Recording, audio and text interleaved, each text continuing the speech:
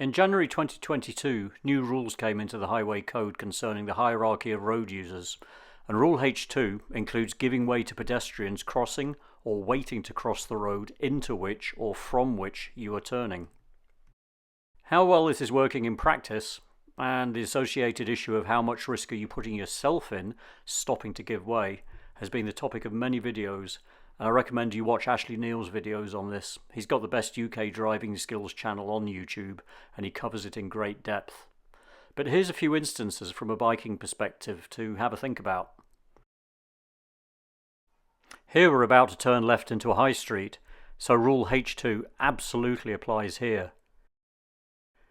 If there were pedestrians waiting here, then you should let them cross. But what about here? Suddenly two pedestrians appear at the back of the lorry. Not a great place to cross. Did the riders do the right thing to carry on in this instance? You couldn't see the pedestrians till very late.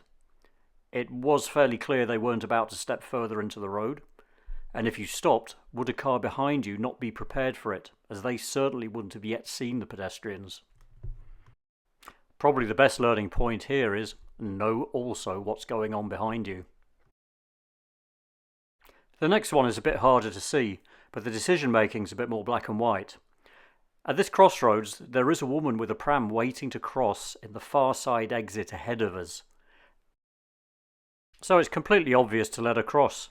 It's cost none of these road users any risk to do that. At this next one, the pedestrian has already stepped into the road. We're going to be stopping at the junction anyway, so back it off even more and let the pedestrian complete. No inconvenience whatsoever to us. What about this one? This is not really what Rule H2 is talking about. We are much further down the road after turning in. It's not an official pedestrian crossing, just a central refuge, and the pedestrians should judge each half of the road they are crossing in turn. So if you are going to let them cross, you've got to know what is happening behind you.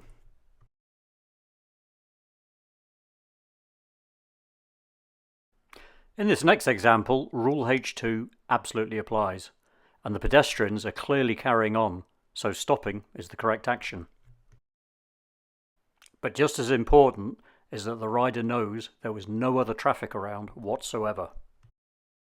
Finally, in this example, again, it's not an official pedestrian crossing, and the pedestrian should assess and treat each half of the road individually, but you must still grab a mirror check and be prepared in case the pedestrian does step out.